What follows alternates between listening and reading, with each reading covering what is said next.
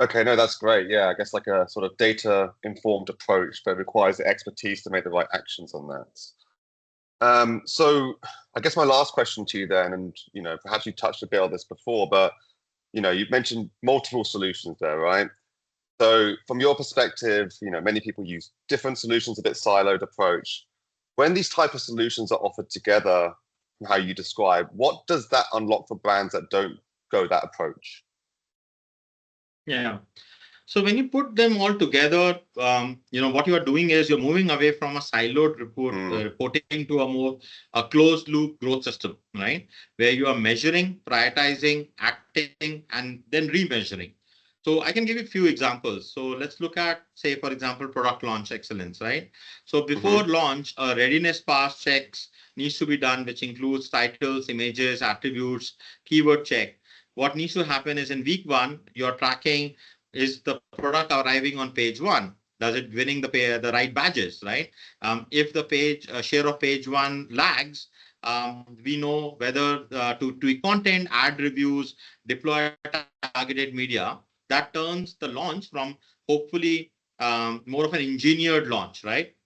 Second example will be compete and protect. So, for example, your competitor is undercutting prices, or a third-party seller wins the buy box.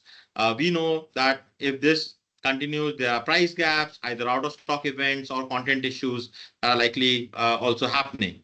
So, in that context, MAP violations trigger evidence to make sure that you are enforcing the right price guidelines with your channel partners. You are able to defend your revenue, also your brand equity at the same time. And lastly, I will say having this closed loop growth system allows you to never go dark, right? Making sure that your availability of surfaces any true out of stock risk by retailer or by region. Your teams are able to prioritize those SKUs which has the highest demand and highest search exposure, and ultimately find the fastest way to recover any lost sale that might happen because as your customers are not able to find your products, right? So when brands run this loop consistently, we have seen outcomes like measurable revenue lift from smarter repricing, increased market share through better page one performance as well. And that can also lead into better average order value, new customer acquisition, and dramatically faster identification of new opportunities. Market intelligence in that context is an eClerx solution environment to allow for this blended growth of enabling breadth of data as well as strong industry expertise that is available to our clients, which also allows them to make sure that they are not just telling you what is happening, but is also telling you what are the next best action, what are the routes that the teams can do to take and drive more repeatable online growth.